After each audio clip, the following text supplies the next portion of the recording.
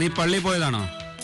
മാസാദ്യ വെള്ളിയല്ലേ, പ്രതാപേട്ട എഴുന്നേക്കുന്നതിന് മുമ്പ് പോയിട്ട് വരാന്ന് കരുതി പോയതാ. എന്നാ പിന്നെ പറഞ്ഞിട്ട് പോണ്ടേ? ഞാൻ എഴുന്നേറ്റപ്പോ ആളെ കാണാനില്ല. മൊബൈലിൽ വിളിച്ചപ്പോ അവിടെ കിടന്നടിക്കുന്നു. ഇനി എവിടെ പോയാലും ഫോൺ എടുത്തിട്ട് പോയാ മതി. പള്ളി പോന്ന് പ്രാർത്ഥിക്കാനാ, അല്ലാതെ ഫോൺ വിളിക്കാനല്ല. ആ പിന്നെ പ്രതാപേട്ടന്റെ സുഹൃത്തില്ലേ ആ രാജേന്ദ്രൻ? ഏത് രാജേന്ദ്രൻ? LIC ജോലി ചെയ്യുന്ന രാധാമണിയുടെ ഭർത്താവ്. ആ, ദുബായിലെ രാജേന്ദ്രൻ. സ്വന്തം സുഹൃത്തിനെ ഓർക്കണമെങ്കിലേ ചിലർക്ക് അവരുടെ ഭാര്യമാരുടെ പേര് പറയണം. മറന്നതൊന്നും അല്ല. യൂണിവേഴ്സിറ്റി കോളേജിൽ ഞങ്ങൾ ഒന്നിച്ചു പഠിച്ചവരാ. 2 വർഷം ഒരേ ഹോസ്റ്റൽ മുറിയിലായിരുന്നു. ആത്മാർത്ഥ സൗഹൃദമായിരുന്നു.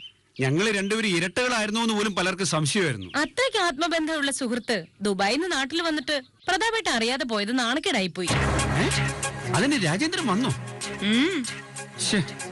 അതെ, 3 വർഷം മുമ്പ് വന്നിട്ട് എന്നോട് തിരിച്ചു മുമ്പ് പറഞ്ഞേ, എടാ പ്രതാപ, നീ പോലീസ് പണി ഉപേക്ഷിച്ചിട്ട് ദുബായിൽ എന്റെ കൂടെ ഷോപ്പിലേക്ക് വാ, മാനേജർ ആക്കാന്ന്.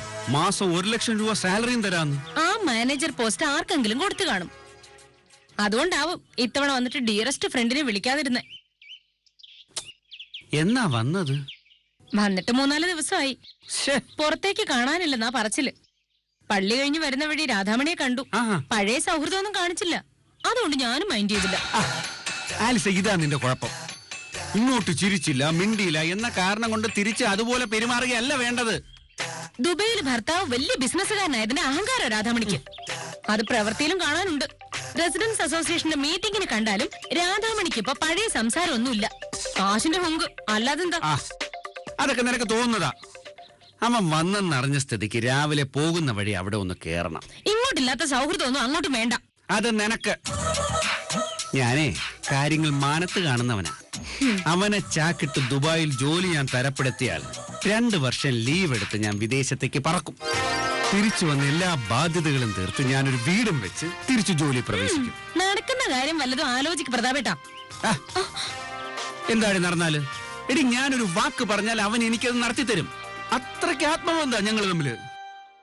അത്രയ്ക്ക് ബന്ധമാണെങ്കിലേ ഒരു 5-6 ലക്ഷം രൂപ വായ്പ ചോദിക്കും. അടുത്ത തവണ കൊടുക്കാലോ. ആ കാശിന് നമുക്കൊരു കാർ വാങ്ങിക്കാം. ഞാൻ ചോദിച്ചാൽ അവൻ തരും. പക്ഷേ കാർ വാങ്ങാൻ വേണ്ടി ഞാൻ പണം ചോദിക്കില്ല. മേടിക്കാൻ ചെന്നിട്ട് ഒടുവിൽ നാണം കെട്ടി തിരിച്ചു പോരേണ്ടി വരുമെന്ന് ഓർത്തിട്ടല്ലേ? എന്ന് ആര് പറഞ്ഞു? ഈ പ്രതാപചന്ദ്രൻ ചോദിച്ചാൽ അവൻ ഇല്ലെന്ന് പറഞ്ഞു ഒഴിഞ്ഞു മാറാൻ പറ്റില്ല. രാധാമണി അവന്റെ ഭാര്യ ആയതുപോലും ഞാൻ കാരണമാ. അപ്പൊ ശത്രുത കൊണ്ടാ സുഹൃത്ത് വിളിക്കാത്തെ? രാധാമണിയെ പോലെ ഒരു മുതലിനെ തലയെ കെട്ടിവെച്ചതിന് വൈരാഗ്യം കാണും അങ്ങേർക്ക്. അതുകൊണ്ട് സൗഹൃദം പുതുക്കാൻ ചെല്ലാതിരിക്കുന്നതാ ബുദ്ധി. നീ കളിയാക്കണ്ട. ഞങ്ങൾ തമ്മിലുള്ള ഇരിപ്പോശ എന്തായിരുന്നു എന്ന് ഞാൻ നിനക്കിന്ന് കാണിച്ചു തരാം.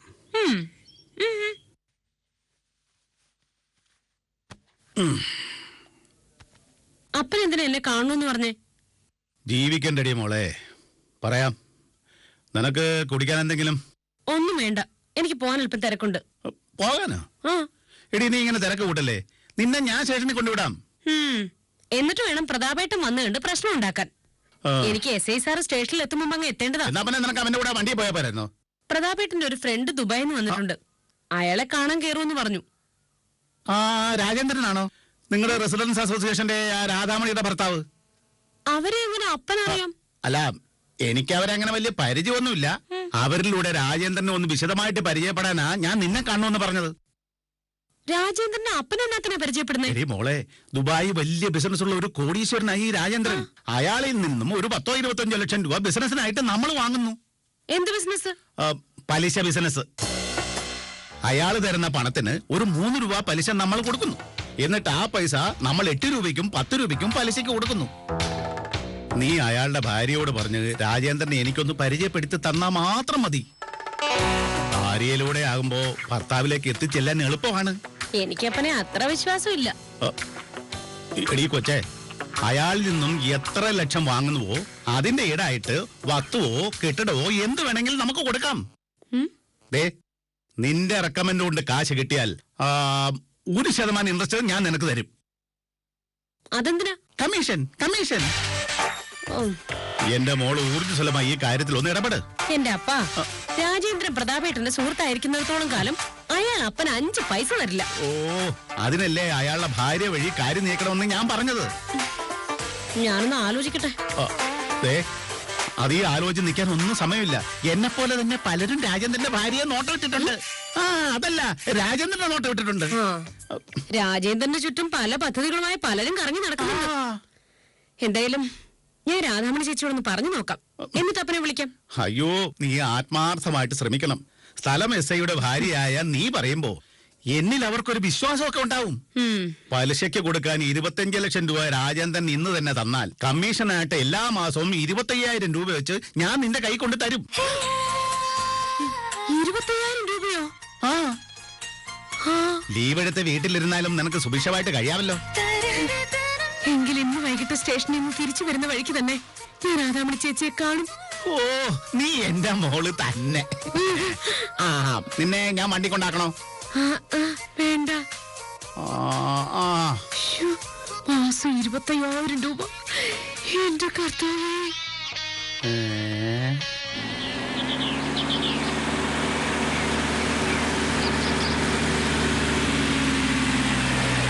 വണ്ടി എടുത്ത്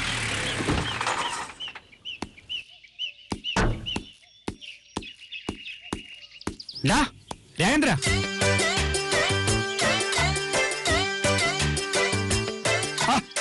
അല്ലത് ആര് പ്രധാന എസ്ഐയാ? നീ ഗൾഫിൽ നിന്ന് വന്നിട്ട് ഒളിച്ചടക്കായിരുന്നല്ലേ? പിന്നെ അത്യാവശ്യമായിട്ട് ഒരുപാട് കാര്യങ്ങളുണ്ടായിരുന്നു. ഇന്നിപ്പോ വൈഫ് ഓഫീസിലേക്ക് പോയി, വെറുതെ ഇരുന്ന് ബോറടിച്ച് അപ്പൊ ഞാനൊന്ന് പുറത്തേക്ക് ഇറങ്ങാന്ന് വിചാരിച്ചു. നമ്മുടെ നാടൊക്കെ ഒന്ന് ചുറ്റി കാണണമല്ലോ. ആ, എങ്കിൽ നീ വണ്ടിയിലോട്ട് കയറ്. നമ്മൾ ആദ്യം പോലീസ് സ്റ്റേഷനിലേക്ക് പോകുന്നു. അവിടെ നിന്ന് നമുക്ക് കറക്കം ആരംഭിക്കാം. ഞാൻ വരുന്നില്ല, അത് നിനക്ക് ബുദ്ധിമുട്ടാവും. എന്ത് ബുദ്ധിമുട്ട്? നീ വണ്ടിയിലേക്ക് കയറ്. വേണ്ട പ്രതാപേന്ദ്ര, ഞാൻ സ്റ്റേഷനിലേക്ക് വന്നാ അത് നിന്റെ ജോലിക്കൊരു തടസ്സമാവും. ആ, എന്ത് തടസ്സോടാ? ജോലിയൊക്കെ ഇന്നലെ കിട്ടിയല്ലോ. അതിനേക്കാൾ മുമ്പുള്ളതല്ലേ നമ്മുടെ ഫ്രണ്ട്ഷിപ്പ്, നിനക്കറിയാലോ. എന്നും എക്കാലത്തും സൗഹൃദത്തിന് വില കൊടുക്കുന്നവനാ ഞാനെന്ന്. നീ വണ്ടി കയറ്, ഇന്ന് നമ്മൾ അടിച്ചു പൊളിക്കും. കേറ്.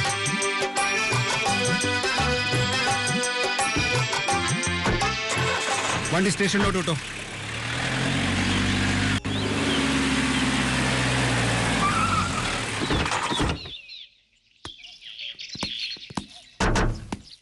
ഇതാണ് എന്റെ പോലീസ് സ്റ്റേഷൻ.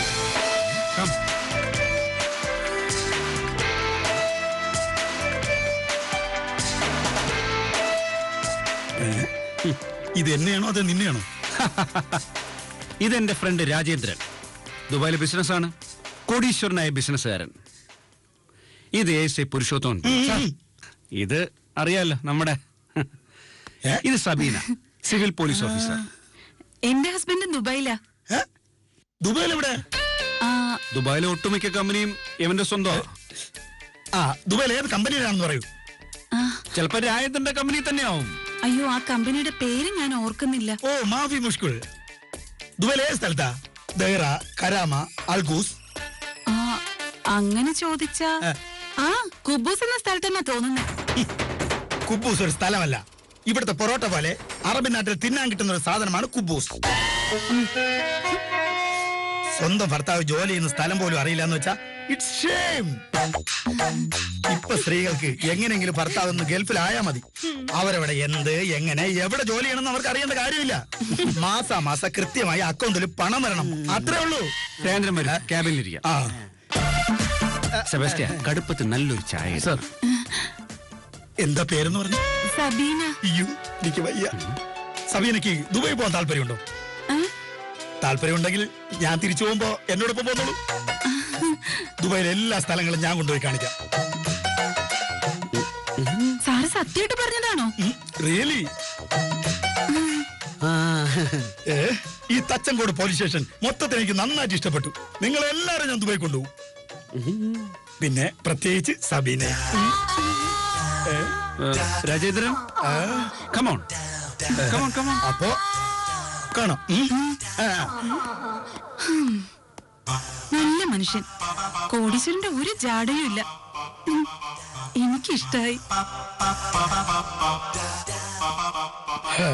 രാജേന്ദ്രൻ ഇരിക്കേ. കേരളത്തിലെ പോലീസ് സ്റ്റേഷൻ ഒട്ടും പോരാ. അതൊക്കെ അങ്ങ് ദുബായിലെ പോലീസ് സ്റ്റേഷൻ ഫുൾ ഏസിയാ. ഞാനിവിടെ വന്നപ്പോഴും ഫുൾ എ സി ആയിരുന്നു.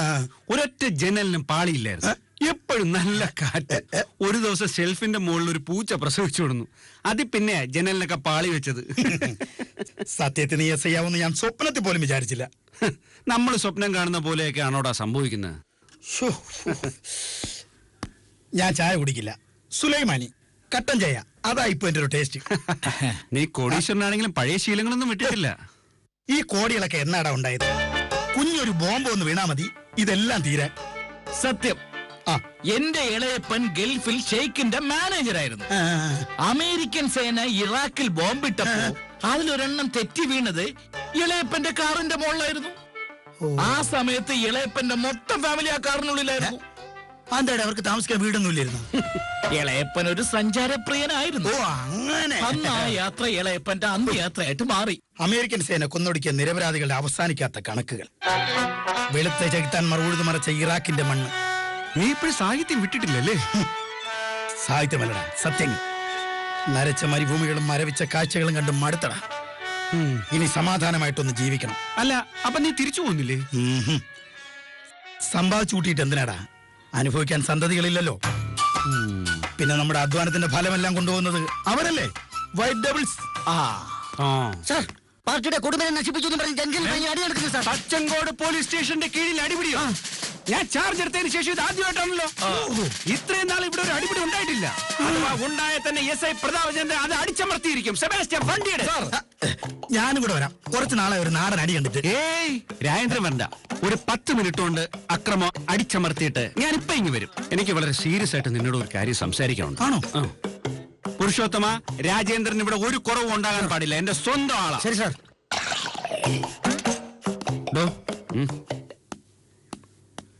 എനിക്ക് അവനെ കൊണ്ട് പല കാര്യങ്ങളും സാധിക്കാനുണ്ട്. ഞാൻ തിരിച്ചു വരുന്ന സമയം കൊണ്ട് SI പ്രതാപചന്ദ്രൻ ഒരു വലിയ സംഭവമാണെന്ന് അവനൊന്ന് ബോധ്യപ്പെടുത്തിയേക്കണം. ഓക്കെ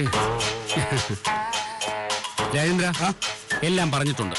നിനക്ക് എന്ത് ആവശ്യം ഉണ്ടെങ്കിലും പറഞ്ഞാൽ മതി. ഇത് നിന്റെ സ്വന്തം സ്റ്റേഷനാണെന്ന് കരുതിയാൽ മതി. ഞാൻ പോയിട്ട് പോരാ. പോയിട്ട് വാ.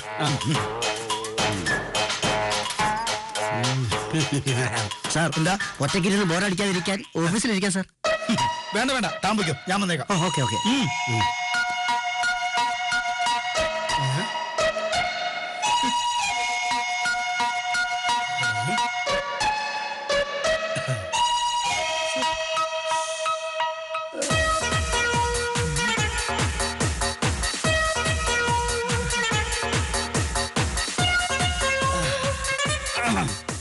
കൊള്ളാലിത്.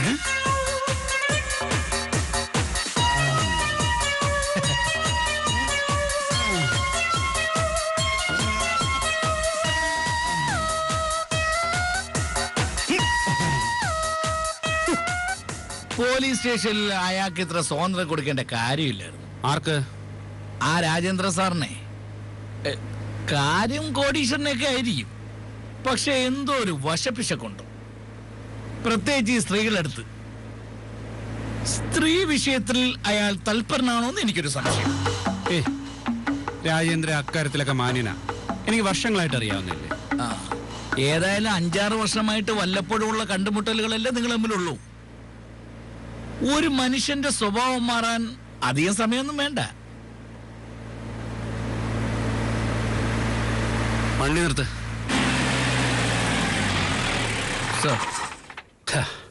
ഒരു 5 മിനിറ്റ് വിശ്രമിച്ചിട്ട് തിരിച്ചു പോവാം. അപ്പൊ ടൗണിൽ അടിപിടി അമർച്ചയുണ്ടേ? അതൊക്കെ അവര് തല്ലി തീർത്തോളും. ആ അലമ്പിനിടെ നമ്മൾ ചെന്നൊന്നും ചെയ്യാനില്ല. പിന്നെ സാറ് ചാടി പുറപ്പെട്ടതോ? അത് ഞാൻ എന്റെ ഫ്രണ്ടിനെ കാണിക്കാൻ ഒരു ആഡംബരം കാണിച്ചല്ലേ. ഞാൻ ഭയരഹിതനും കർമ്മനിരതനുമായ ഒരു പോലീസ് ഓഫീസറാണ് നാം വിചാരിച്ചോട്ടെ. എനിക്കും തോന്നി സാറ് പതിവില്ലാതെ ചാടി പുറപ്പെട്ടപ്പോ എന്തോ പദ്യയോടൊട്ടെന്ന്. സംഗതി ഇതായിരുന്നു അല്ലേ? രാജേന്ദ്രൻ എനിക്ക് വെറും ഒരു സുഹൃത്ത് മാത്രമല്ല, ദുബായിൽ ബിസിനസ് നടത്തുന്ന കോടീശ്വരനാണ്. ഞാൻ തിരിച്ചു ചെല്ലുമ്പോഴേക്കും അവന്റെ മനസ്സിൽ എന്നെ കുറിച്ചൊരു മതിപ്പുണ്ടായിരിക്കും. പിന്നെ 5-10 ലക്ഷം രൂപ ചോദിച്ചാൽ അവൻ പുല്ലുപോലെ എറിഞ്ഞു തരും. അല്ലെങ്കിൽ എന്നെ ദുബായിലേക്ക് കൊണ്ടുപോയി ഏതെങ്കിലും ഒരു കമ്പനിയുടെ മാനേജറാക്കും. ഓ, അപ്പൊ സാറ് ഒരു മുഴം മുമ്പേ കയറിഞ്ഞിരിക്കുകയല്ലേ? സെബാസ്റ്റ്യൻ സർ, എനിക്ക് വീണ് കിട്ടിയ അപ്രതീക്ഷിത ലോട്ടറിയാണ് രാജേന്ദ്രൻ. അയാളിലൂടെ ഞാൻ വൻ നേട്ടങ്ങൾ കൊയ്യും. ആരറിഞ്ഞു ദുബായിലെ മണൽക്കാടുകളിലാണ് എന്റെ സൗഭാഗ്യം കുഴിച്ചിട്ടിരിക്കുന്നതെന്ന്. നമ്മൾ തിരിച്ചു ചെല്ലുമ്പോ എന്റെ പ്രകടനത്തെ പറ്റി പോഴ്ത്തി സംസാരിച്ചോണം. ടൗണിലെ അതിക്രമം അടിച്ചമർത്തി വിജയശ്രീ ലാളിതനായി SI പ്രതാപചന്ദ്രൻ തിരിച്ചു ചെല്ലുന്നു. അങ്ങനെ വേണം രാജേന്ദ്രന്റെ മുന്നിൽ അവതരിപ്പിക്കാൻ. സർ. എങ്കിലും ഇനി വണ്ടി സ്റ്റേഷനിലോട്ട് വിട്ടോ? Okay sir.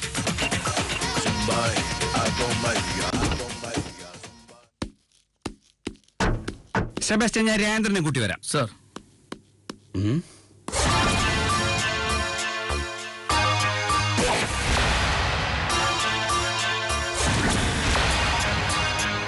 ഈശ്വര, ഇവിടെ എന്താ സംഭവിച്ചത്?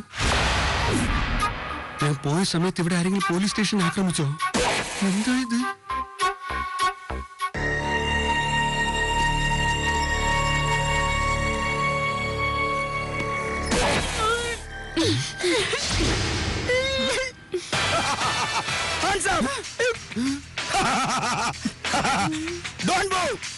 കൊന്നുകായി ഒറ്റയെണ്ണം നിർത്തരുത്. പോരട്ടെ. രാജേന്ദ്ര, ഈ പോലീസ് സ്റ്റേഷനിൽ എന്ത് നടക്കണമെന്ന് ഞാൻ തീരുമാനിക്കും. ഒറ്റയെണ്ണാണെങ്കിൽ പോയത് ചുട്ടുകളയും. ഓരോന്നോരോന്നായിട്ട് ഇവിടെ ചത്ത് വീഴും. ചാവണോ? പിന്നെ നിർത്താ ചെയ്യേ.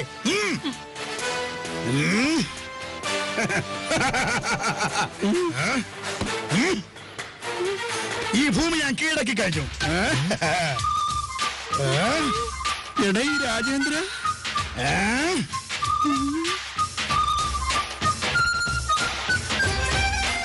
എന്താ സംഭവിച്ചത്? പ്രതാപൻ സാർ പോയതിനു ശേഷം രാജേന്ദ്രൻ സാർ ഓഫീസിലേക്ക് വന്ന് ആ സാർ ഇരിക്കണം സാർ. Oh no thanks.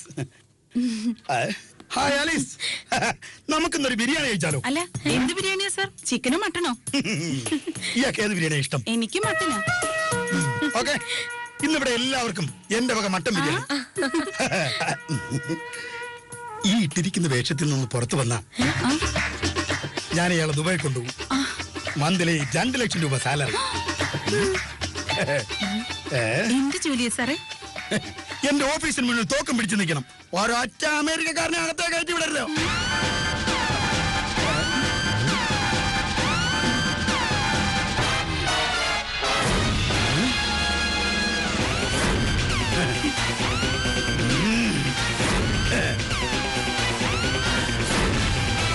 ഈ തോക്കെല്ലാം ലോഡാണോ? എല്ലാം ഫുൾ ലോഡാണ് സാർ.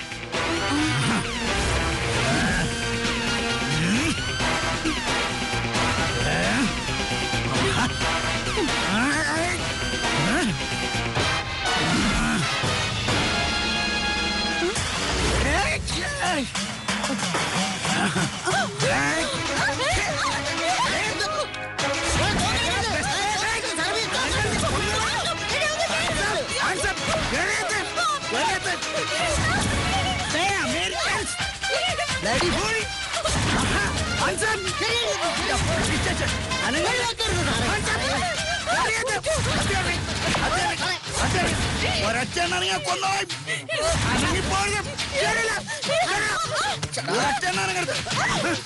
കൊന്നോളാം.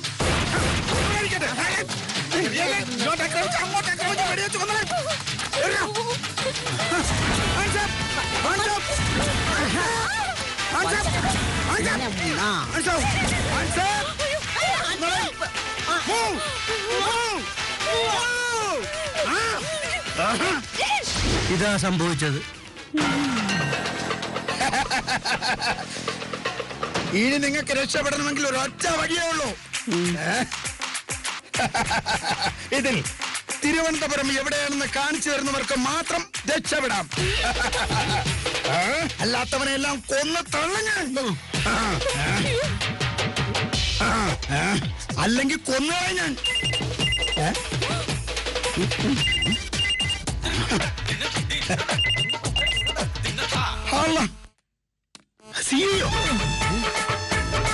ഏത് പരമശിവനാണെങ്കിലും നീ ചാരല്ലടാ. അറബ് മണ്ണിൽ ഒരു ചാര പ്രവൃത്തി നടത്താൻ ഞാൻ സമ്മതിക്കില്ലടാ.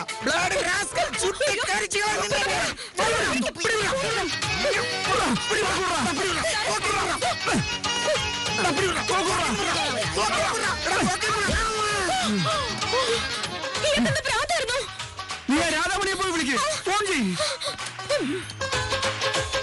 ജീവനുണ്ട്. എന്ത് പറ്റിയ സാർ?